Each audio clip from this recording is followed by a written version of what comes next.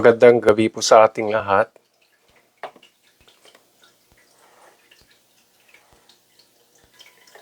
Magandang gabi po sa ating lahat.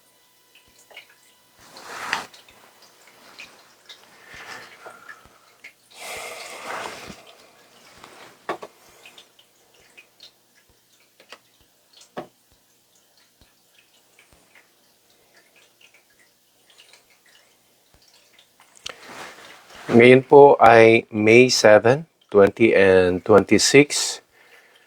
Good evening. Welcome to our Thursday online Bible study. Magandang gabi po. Hello, Brother Edgar. Magandang gabi. To Ate Dali, magandang gabi din. Magandang gabi po sa ating lahat na nanonood ngayon. Welcome to our Thursday online Bible study.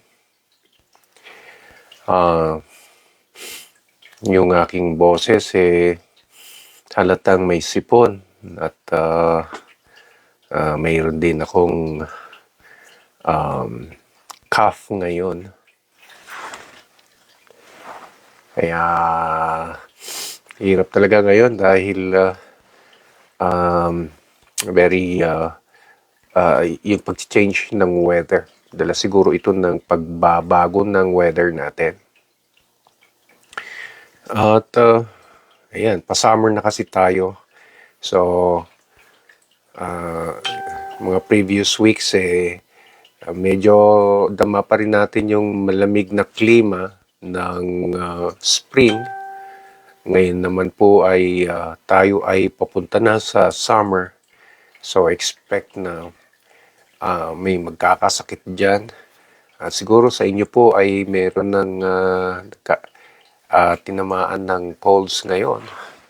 Katulad ko, I pray for your fast recovery na to the soon as possible ay makaka-recover kayo sa inyong nararamdaman na colds. Magandang gabi muli sa ating lahat, mga kapatid.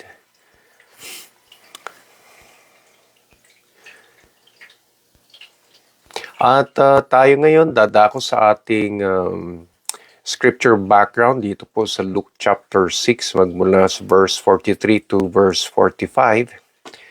At balikan natin yung sinabi ng Panginoon. At Luke chapter 6, verse 43 hanggang sa verse 45. Balikan po natin, no? Yung sinabi ng ating Panginoong Yesus, starting from verse 43. Ang sabi po dito, no good tree bears bad fruit, nor does a bad tree bear good fruit. Each tree is recognized by its own fruit. People do not pick figs from thorn bushes or grapes from briars. Verse 45.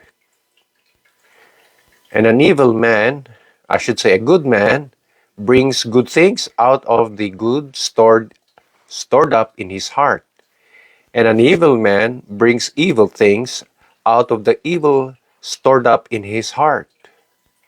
For the mouth speaks what the heart is full of.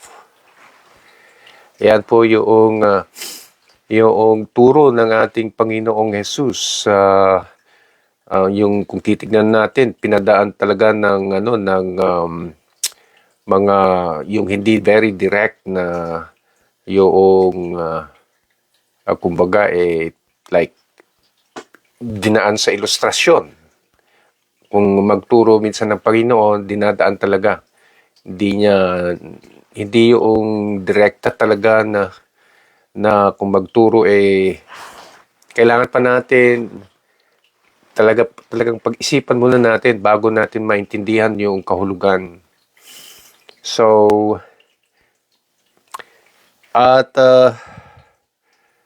let me see. Hello, Ate Jinky. Ate Gracia, Ate Gara, Ate Prime, ayan. Magandang gabi po sa ating lahat. Again, welcome to our Bible study. At sa inyo po na hindi ko man makita ang inyong reaction or comment or greetings, ay magandang gabi din po.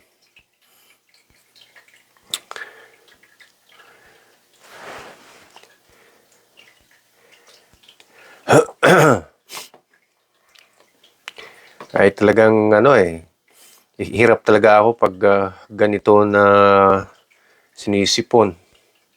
So, ipagpaumanhin po ninyo kung minsan i-mute ko muna para ako ay mag-cough sandali. Lalo na kapag kinakati na yung aking lalamunan. Oo. Kahol ako ng kahol eh. Okay, anyway. Kahit pa paano, tuloy pa rin yung ating Bible study. Amen. Check ko yung yung mga hindi ko nabati pero nag-react kapatid kong si Chris. Hello. Ayan. Magandang gabi. Alright, so let's go back to our scripture background. At ang focus natin nasa verse 45.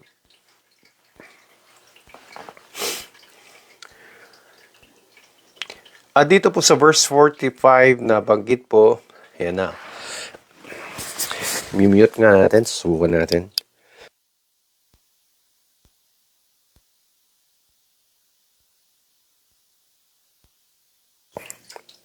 Yan. Na-pick up ba yung na aking kahol?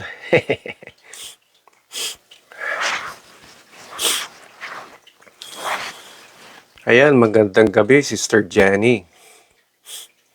Ayan, tumutulo na yung sipon ko. Magandang gabi, Ate Roslyn. Sandali lang mute ko muna.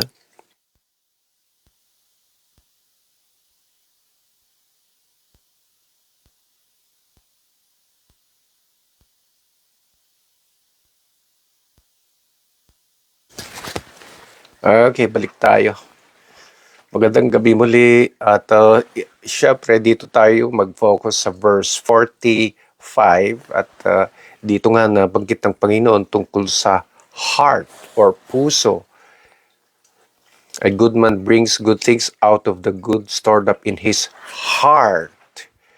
An evil man brings an evil man brings evil things out of the evil stored up in his heart. For the mouth speaks what the heart is full of. So, tukol po sa puso. At yan po ang ating i-discuss tungkol sa puso. At magandang gabi, Brother Rocky, na concerned ang Panginoon sa ating puso. Concerned ang Panginoon sa ating puso. And so, we ask this question, bakit kaya concern ng Panginoon sa ating puso? Bakit siya napaka-concerned? So, sa mga maraming ilagay sa buhay, sa kwento ng buhay ng ating Panginoon, bakit kaya na ang bagay na ito, ang puso na ito ay nabigyan ng pansin ng ating Panginoon, lalo na sa verse 45. So in other words, the heart matters. The heart matters. Ayan. Mahalaga yan. And so ang issue natin, bakit? Why is it that mahalaga ito? Mahalaga ito sa ating Panginoong Jesus. Why? Bakit kaya? Why does the heart matter to Jesus? Bakit kaya? At yan na gusto ko na tignan natin, balikan ang sinabi ng Panginoon, and there are things that we will discover bakit mahalaga ito. And before na tayo ay mag-proceed, tayo muna ay manalangin. Let's bow our heads in prayer. Panginoong Diyos Ama, sa oras na ito, aming hihilingin na mabigyan po ninyo kami ng tamang pag-uunawa mula sa nasabi ng aming Panginoong Jesus patungkol sa puso. Why it is so important, lalo na sa amin na mga mananampalataya. Bakit namin kailangan bigyan pansin ito? At mula mismo sa salita ng aming Panginoon, ay hilingin namin ang tamang pag-uunawa sa tulong pa rin ng banal na Espiritu na siya ngayon ang aming kasama. Panginoon, gabayan po ninyo kami ngayon sa bagay na ito sa aming Bible study. In Jesus' name we pray. Amen. Amen. So, why is it? Why does the heart matter to Jesus? Bakit mahalaga ito? Iyon ang ating tanong. To answer that question, para masagot ang tanong na ito, take a look at verse 45. Tignan natin ang verse 45. Yung pagkasabi ng good at saka evil. Connecting po ito sa heart. Good saka evil, and then connecting it to the heart. Verse 45. A good man brings good things out of the good stored up in his heart, and an evil man brings evil things out of the evil stored up in his heart. For the mouth speaks what the heart is full of. Good, evil, heart. Good, evil, heart.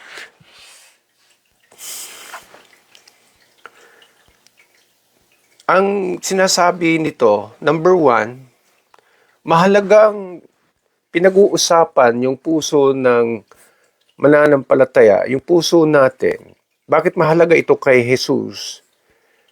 Because ang puso natin determines if we are good or evil. Our heart determines if we are good or a good man or an evil man.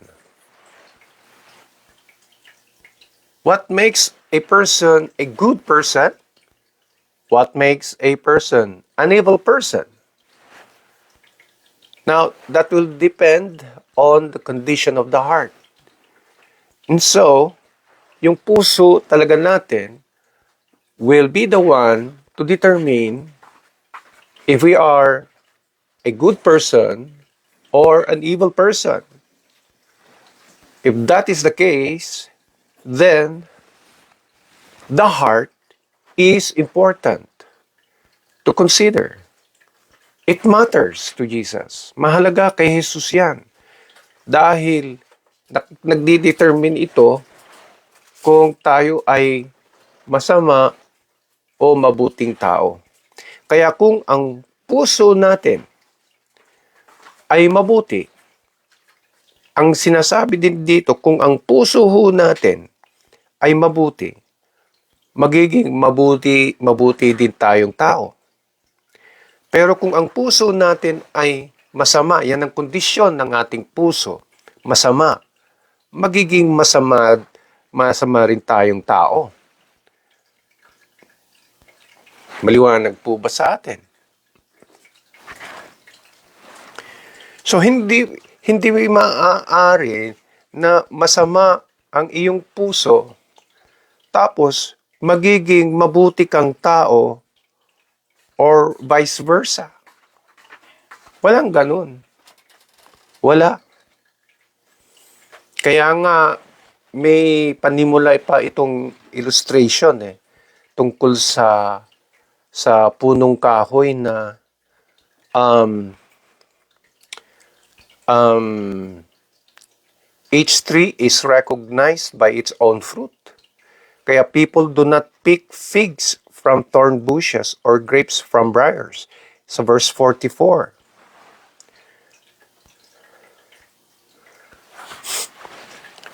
So, meron bang coconut tree na ang bunga niya ay banana? O kaya banana tree na ang bunga ay coconut? Di ba? Ibig sabihin, kung masama yung punong kahoy, magiging masama ang magiging bunga nito. Kung mas mabuti yung punong kahoy, magiging mabuti din yung punong kahoy. Ganon din sa ating puso. So hindi maaari na masama ang iyong puso tapos magiging mabuti kang tao. O vice versa. Walang ganon. Ang question natin ay ito. Paano natin malalaman na masama o mabuti ang ating puso? Paano natin malalaman na masama o mabuti ang ating puso? Ang sagot, sabi ng Panginoon, malalaman natin ito sa kanyang mga salita. Sa kanyang mga salita. Why? Sabi po, for the mouth speaks what the heart is full of. For the mouth speaks. For the mouth speaks. Okay? Salita. Doon mo nakikita yung kondisyon ng kanyang puso kung masama o mabuti. If it is evil or good. Lumalabas sa salita. Tama po ba?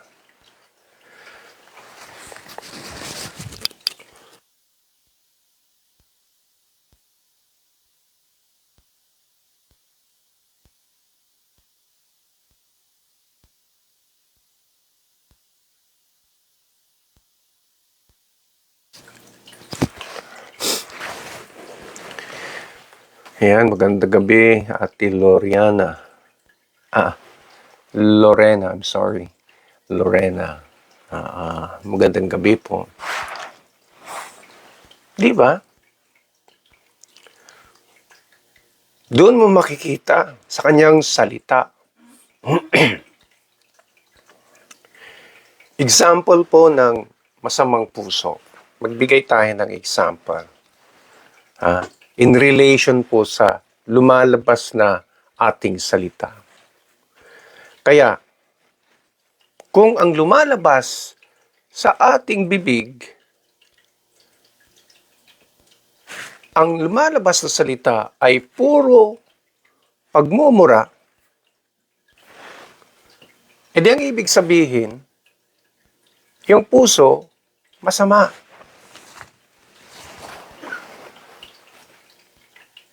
Well,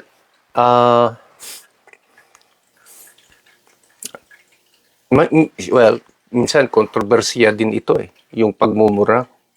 May mga tao nagsasabi na okay lang yan. May nagsasabi na masama yan. Pero alam natin sa ating konsensya na ang magmura ay masama. At hindi mo pa nga kinakailangan maging isang Kristiyano para malaman, maintindihan na ang pagmumura ay masama.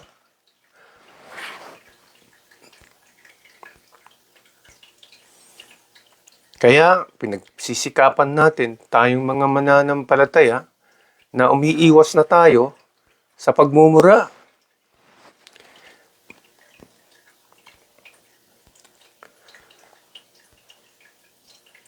Kaso, tayong magagawa, kung yan ang kondisyon kasi ng puso, kung masama ang puso, hindi ka makakaiwas sa pagmumura.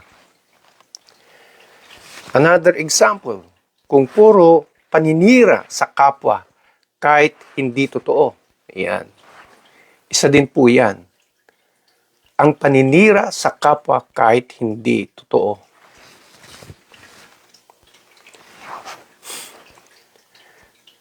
Yung paninira sa kapwa. Lalo na kung hindi totoo.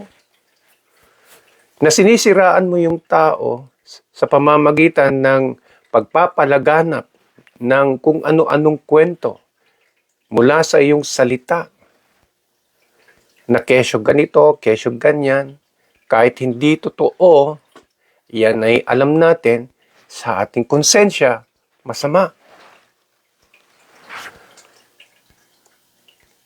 So, ibig sabihin, kapag ganun pala, ang sinasabi, doon natin malalaman na yung puso ay masama din.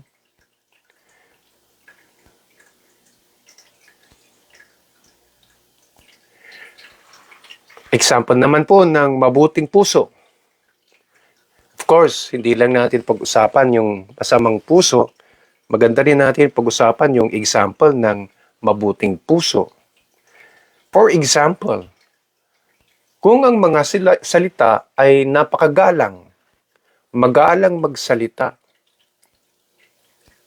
na yan ay sa ating pananaw ay iyan ay mabuti, ang sinasabi din yan ay yung puso maaari din na mabuti ang kanyang puso.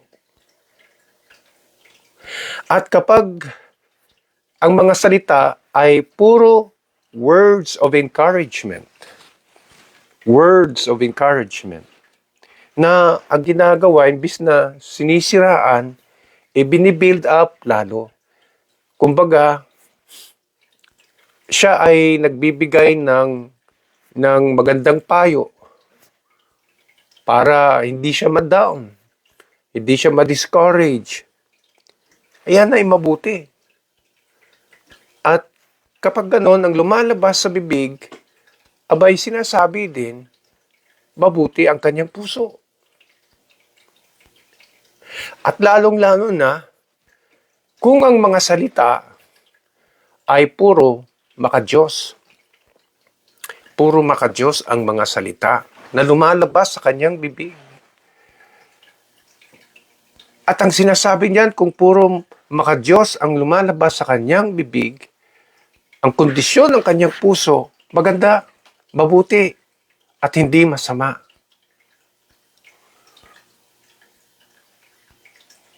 Kaya nga, sa Panginoon, sa ating Panginoong Yesus, sa Kanya, napakahalaga na seryosohin natin yung kondisyon ng ating puso.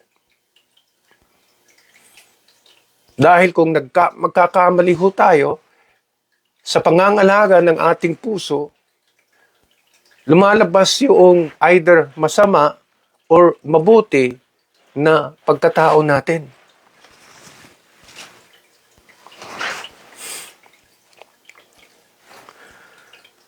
Ang tanong sa atin ngayon, mga kapatid, kumusta na ang kondisyon ng ating puso? Kumusta po yung kondisyon ng ating puso sa kasalukuyan?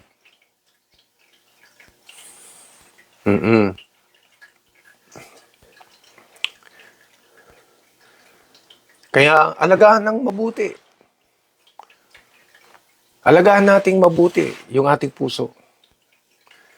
Dahil to ang magsasabi kung tayo ay masama o mabuting tao.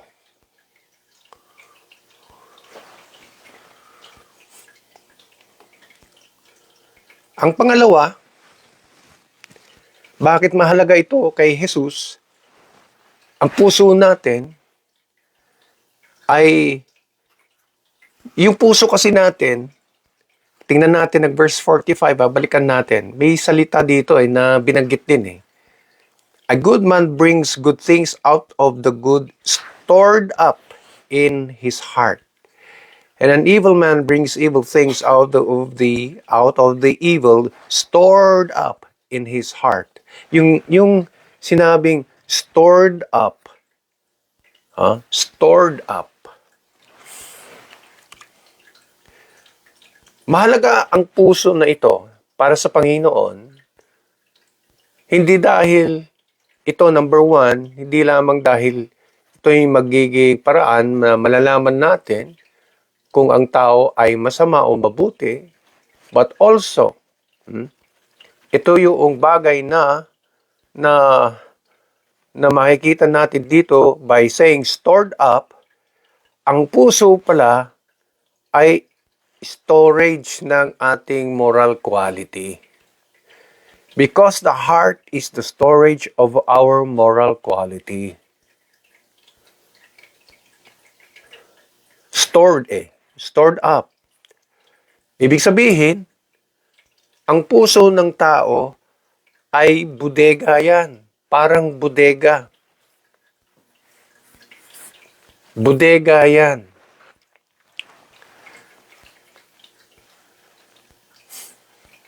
Ng ating moral quality.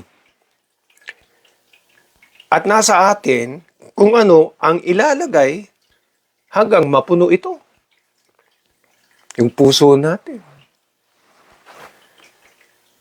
Kaya kailangan pinag-iingatan yung puso kung ano yung inilalagay. Kung ano yung magiging laman. Kung sa una, mahalaga dahil sa kondisyon, napakahalaga dahil sa kondisyon ng ating puso ang magsasabi kung masama tayo o mabuti tayo, mabuting tao, masamang tao. Ito naman, it is the content of the heart. Ang nilalaman. Storage bodega. The heart is the storage of our moral quality. At dahil ginamit ang Panginoon yung ganyang pag-uunawa na parang ito'y bodega, malinaw din na depende kung ano yung nakalagay sa bodega. Now, kung ano po yung nakakarami na nailagay sa bodega, kung ano yung nakakarami na iniligay natin sa ating puso, yan na yan ang lalabas na ating moralidad.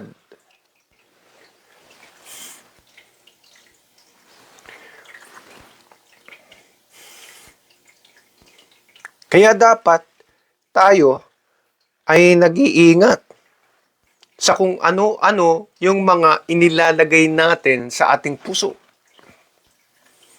Huwag kung ano-ano yung isinisiksik natin sa ating puso.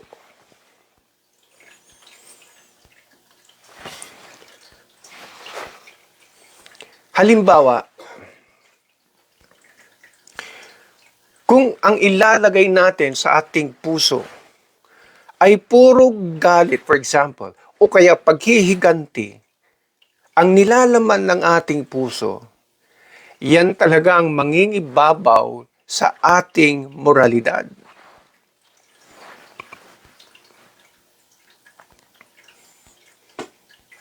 Kung kasamaan, puro kasamaan na bagay ang ating inilalagay sa ating puso, sa ating bodega, iyan ang mangingibabaw at didikta sa ating moralidad.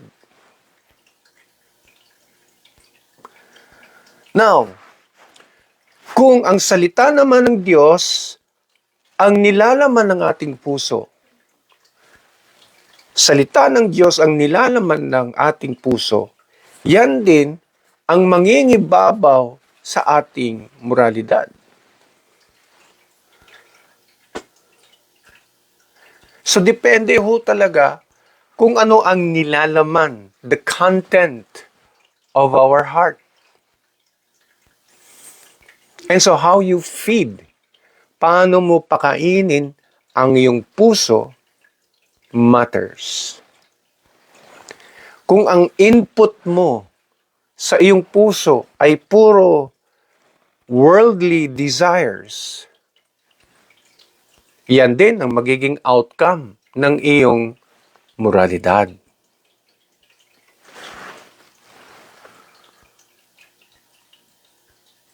Ganyan kahalaga yung puso natin na kung kaya't ang Panginoong Hesus, binigyan niya ng pansin yan.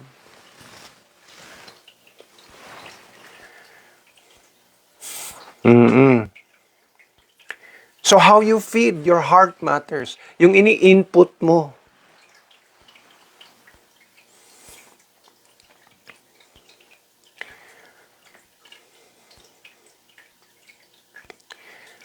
At kung ano po yung ini-input natin, yun na rin ang magiging kondisyon ng ating puso.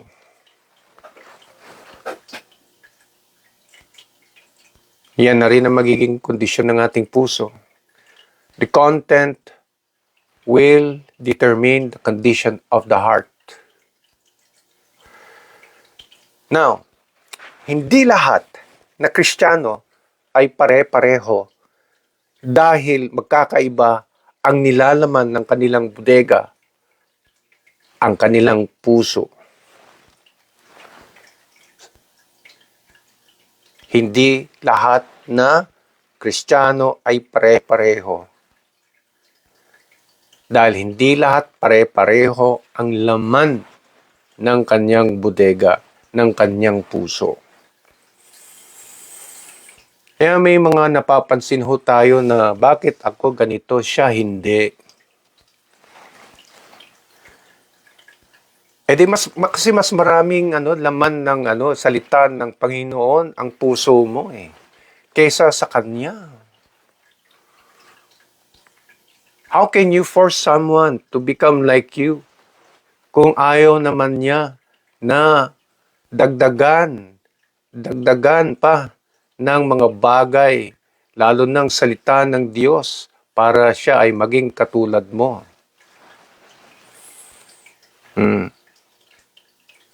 And by the way, kung puno na ang bodega at gusto mong isiksik yung salita ng Panginoon at wala nang space, ang gagawin mo, kailangan tanggalin mo yung mga hindi na mahalaga sa iyong bodega. Yung mga bagay na walang kwenta, na hindi kalooban ng Panginoon.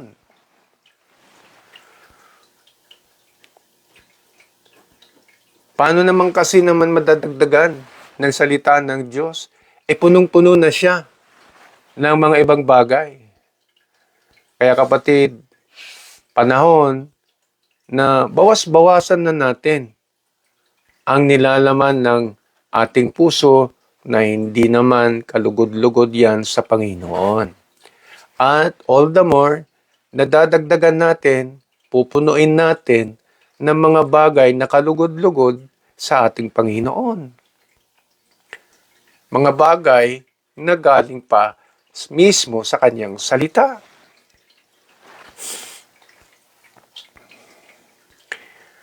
And so ang tanong sa atin ngayon, mga kapatid, kumusta na ang nilalaman ng ating puso? Kumusta na ang nilalaman ng ating puso? For whatever is inside your heart will determine your morality, your moral action.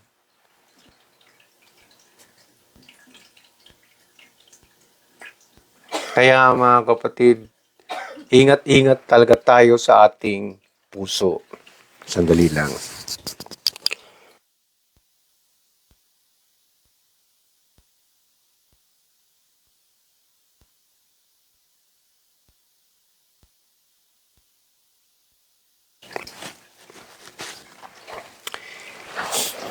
Amen po ba? Ingat-ingat tayo.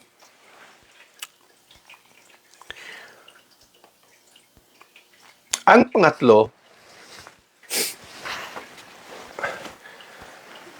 may mapapansin ho tayo pa rin sa verse 45 na ang didiretso na lang po ako yung mapapansin natin sa verse 45. Sa pinakadulo, sabi po ng Panginoong Yesus, for the mouth speaks what the heart is full of. Kung ano laman ng puso, yan lagi ang lalabas sa ating bibig. Yan lagi ang magiging salita natin. Napakahalaga talaga na ating bigyan ng pansin. Para sa Panginoon, mahalaga ang puso sapagkat ang pangatlo, wala tayong maitatago sa ating puso. We can never hide what is in our hearts. It will always come out. It will always come out. Whatever is in our hearts will always come out. Yan ang pangatlo. You cannot hide it. You cannot beat the system. Ika nga.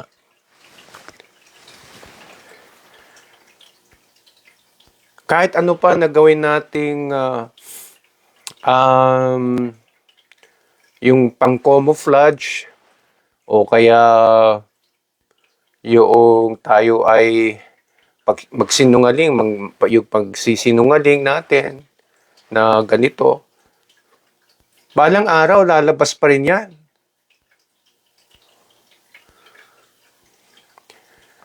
So meaning we need to deal seriously ang ating puso. Because at the end of the day, ang puso natin, our words will always give way to what is truly in our heart. No matter how much we try to hide it. Gaano man natin ikukubli ito, lalabas at lalabas.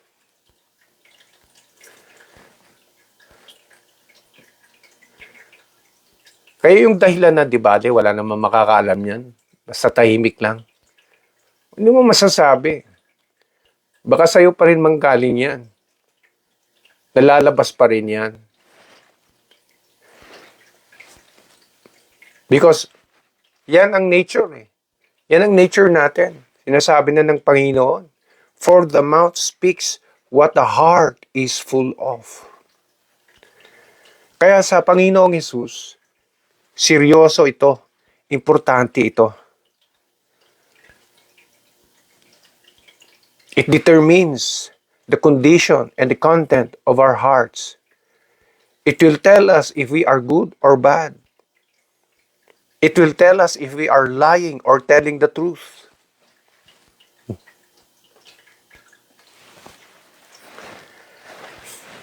Kaya kailangan ng pagbabago yung ating puso.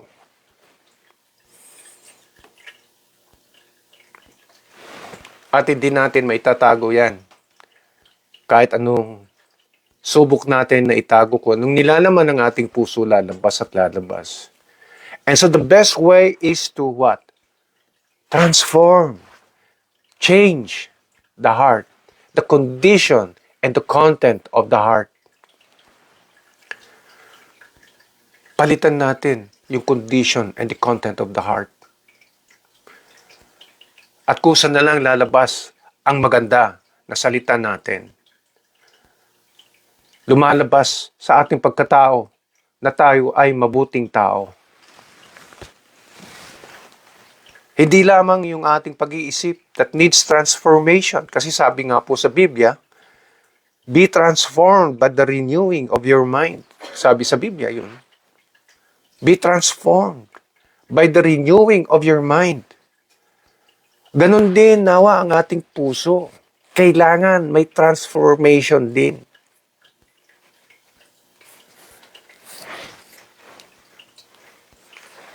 Kasi itong puso na ito, ang bagay na hindi nakikita kasi ng tao. Ang ating pisikal na katawan, kung gusto natin na palitan, magkaroon tayo ng facial transformation, pwede yan. Yung gustong magpataas ng ilong, ayan. Yung gusto na yung mag-iba ang korte ng mukha, nagagawa nila ngayon yan. Oo. At kapag ginawa mo yan, ay minsan, uy, parang new look ka ngayon ha. Muntik na kitang hindi napansin. Pero alam nyo, ang bagay na may napakahirap baguhin talaga yung hindi nakikita. At yan ay yung puso natin. Dahil nakatago sa loob. Na ikaw lamang ang nakakaalam. Paano baguhin? Sa pamamagitan ng kapangyarihan ng Diyos.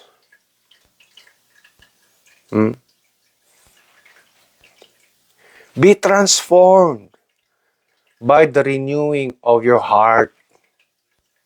Gandun din sana. So mga kapatid, I hope na nakatulong po sa atin ang bagay na ito. Na huwag naman pabayaan kung ano ang nilalaman ng ating puso. Kung anong ang kondisyon ngayon ng ating puso. Dahil hindi natin, we cannot escape of the truth of the nature of the heart na lalabas at lalabas kung ano ang nilalaman talaga nito. Lalabas sa ating pagkatao, lalabas sa ating salita. And that is why the heart matters. It matters to Jesus. Amen po ba?